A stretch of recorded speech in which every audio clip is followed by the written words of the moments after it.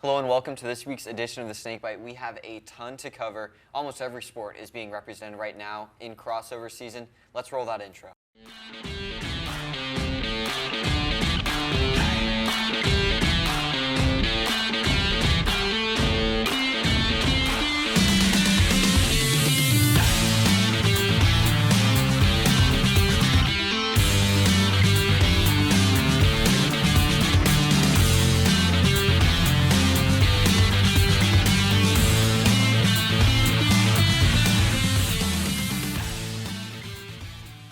Hal Whistle, a tremendous coach here for Florida Southern, recently passed away. He was the head coach of the 1981 championship team and the 1982 runner-up team for Florida Southern. He also served as an assistant coach in the NBA. The Florida Southern community mourns the loss of Whistle. For more information on Whistle, check out fcmox.com. The SEC championships for the swim teams have concluded, and we have a lot to talk about. We'll have to start with the number 16 men's team, who finished second in the championships with 596 points, with podium finishes, program, and SSC records to match. The second day of competition is when things really started heating up, with the Mocs putting the conference on notice with the SSC record in the 200 medley relay from Brandon Wilson, 𝙏𝙃𝙀 𝙎𝙉𝘼𝙆𝙀, Nino Villalon, and Mathis 𝙏𝙃𝙀, who swam a time of 1:25:51. Wilson also finished third in the 50 free on the second day of competition in 1995. Don't worry, history continued to be made by the Mocs on the third day of competition, with the 400 medley relay squad setting another SSC record, with the same team from the 200 medley relay taking care of business, completing the distance in 3:08:87. Villalon, like Wilson the day prior, found a third place finish in the 100 fly. In the preliminary rounds, Wilson swam a program record in 46:94 for the Mocs. On the fourth day of competition, another relay win came in the 200 free relay, with 𝙏𝙃𝙀, Wilson, Villalon, and Will Neville finishing in 1:19:36. Before the relay, Wilson was also able to defend his SSC title, winning back-to-back years in the 100 backstroke. On the final day of competition, Peter 𝙏𝙀 finished third overall for the final podium finish of the SSC championships for Florida Southern in the 16:50 free, completing the distance in 15:40:11. National qualifiers will be announced in the coming weeks, with the NCAA championships taking place March 11th through 15th. And Gavin, I wasn't in the pool, but man, that wore me out just reading about it. I know you got some more to tell us about the women's team. And Carl, don't worry, I can take over from here. The number 24 women's swim team showed out at the SSC championships too, finishing fourth with 383.5 points. It was a busy 4 days for the Mocs as they competed in multiple events. The highlight of the weekend for the ladies was Vonda Vorshezhi's program record-breaking 55.28 second 100 flies, securing second place in the event. Olivia Miles put up a strong performance for the Mocs as she came in sixth place in the 400 IM and 4:28:56. Following her, a team of Sully, Pelleter, Vorshezhi, and Hunter battled hard, coming fourth in the 400 medley relay with a time of 1:34:32. The relays didn't end there, as a team of Hunter, Sales, Whites, and Reed came in fourth in the 200 free with a time of 1:34:42 on the final day of competition. National qualifiers will be announced in the coming weeks, with the NCAA championships taking place March 11th through the 15th. Be sure to check FFC Mocs for all Florida Southern sports updates. The number 21 men's basketball team split their last two games in SSC play, winning in Daytona against Embry-Riddle before falling in disastrous fashion against Barry. In the win over Embry-Riddle, Alex Steen led the charge for Florida Southern, providing a team high in points, rebounds, and blocks. He had 23 points, 11 rebounds, and 3 blocks in the 99-93 win. In this one, Amari Miller continued to show his worth in the minutes he's given, scoring 18 points on perfect shooting from the field and free throw line, pairing it with 2 blocks and a steal in just 20 minutes. Against Barry, the Mocs battled throughout, trading blows with the streaky Barry side, as Jaden Booth and Peyton Gerald led the way with 24 points each. The Mocs ultimately fell through due to blunders in the final moments, to pair with another poor showing from the free throw line, with the Mocs going 9 for 16 in the game and Gerald going 5 for 10, missing some big ones late. Barry was able to make clutch free throws late off of Mocs and mistakes, securing the win despite the strong scoring from Booth and Gerald, as well as Steen's second 15-plus rebound game in the last 3.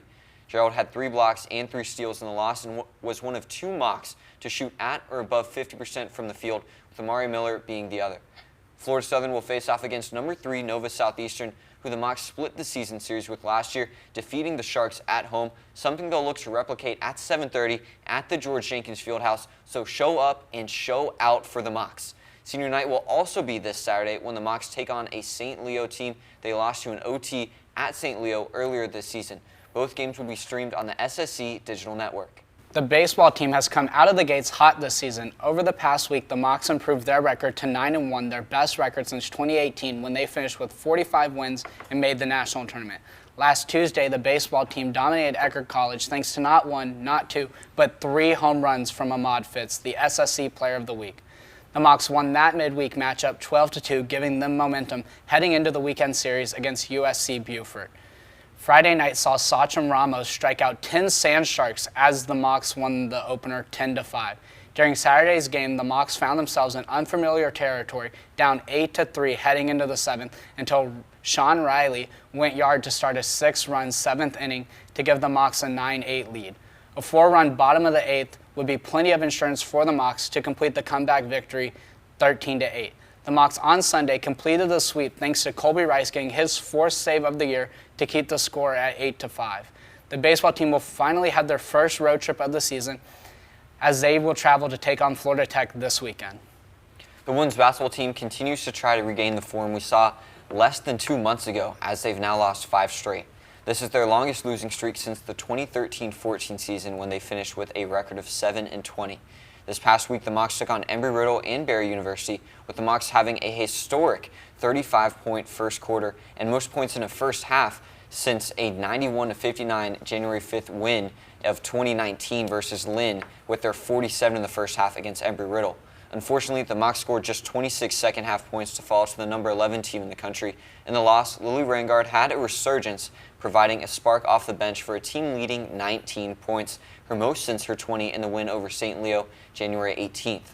The ladies then made the trip to Barry, where they weren't able to hang with the Buccaneers in the 102-75 loss, despite Catalina Ion tying her career high of 20.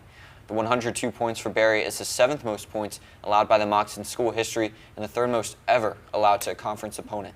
They will return to action at home against the nationally ranked Nova Southeastern Sharks tomorrow night before taking on St. Leo on Saturday for senior night.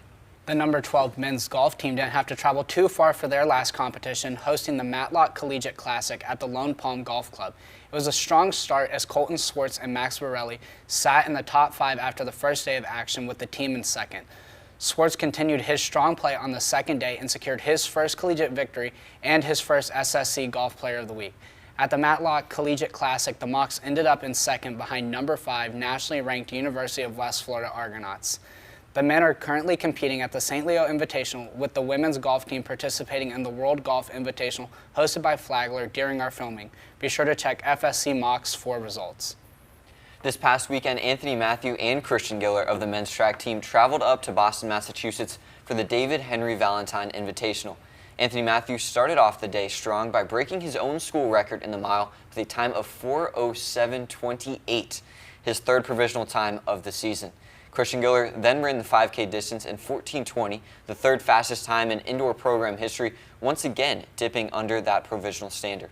Despite the fast times, neither was able to qualify for indoor nationals this year, marking this as the last indoor meet of the season. Thankfully, though, outdoor track will kick off this Saturday at Tampa, where both the men's and women's track teams will compete and hope to break even more records. The number 15 men's lacrosse team went head-to-head with number 2 Tampa last week. The struggle against ranked opponents continued as they fell 12-7 in the first matchups between the two squads. The Mocs were able to keep the score close heading into the half down by 2, but due to a second-half surge from Tampa, the Spartans pulled away with 5 second-half goals compared to just 2 for the Mocs. The men's lacrosse team will regroup as they take on a receiving votes Flagler College team on February 21st. Softball skid continues as they've lost 8 straight and currently sit at 1-10 on the season, the worst record through 11 games in school history. The closest record through 11 games was during the 2013 season when the Mocs started the season 0-9 before winning 2 straight, including a win over ranked Flagler College. The Mocs are currently coming off a 3-game series at Rollins where the Mocs were swept and mercy ruled in the 5th inning in the final 2 games. The Mocs will host Florida Tech Friday and Saturday in a 3-game series, where they'll hope to get back on track after getting a series win against them last year. The women's tennis team opened their spring season with a battle against SSC foe St. Leo University. The Mocs battled hard in doubles play, getting a win from Schumerman and Genuine before giving up the tiebreaker point as Miller and Behrendorf fell 7-6. Schumerman and Genuine took their momentum into singles, winning their matches in 2 sets, giving Florida Southern a 2-1 lead. The Lions tied things up before Behrendorf took down her opponent in 2 sets. St. Leo then won back-to-back matches to come out on top 4-3. The Mocs will be on the road for the first time this year, where they will face off against 3 schools, including Nova Southeastern on February 22nd. The men's team returns home today as they took on SSC opponent Palm Beach Atlantic starting at 2. They are looking to rebound and get their first win of the season before 3 matchups on the road with Bates College, number 11 Emory-Riddle, and Davenport University. Be sure to check fscmocs.com for results of today's match. The beach volleyball team added 2 more quality wins at home this past weekend, defeating both Ave Maria University and St. John's Community College. In the first match, pairs Sydney Melcher and Nicole Eden won in straight sets to begin the day, with Emma Winford and Ashley McKenney capturing another win, defeating their opponent 21-9 and 21-14. In the final match of the day, the Mocs won with a 2-0 sweep against St. John's. Looking for the final win, the pair of Winford and McKinney sealed the deal, defeating St. John's 21-8 and 21-15. Your Mocs will be back in action at home on Saturday for a competitive tri-match against a strong Palm Beach Atlantic side. And that'll end it for this week's edition of the Snakebite, but don't worry, we have even more news for you, as the women's lacrosse team also will be participating in some in-season action, as they'll be taking on number 18 St. Leo at home tonight at 7. Make sure to show up for those ladies, because they will show up this year, one of the top teams in the country almost every year, and we have a lot more to cover next week. So make sure to tune in then here on the Snakebite.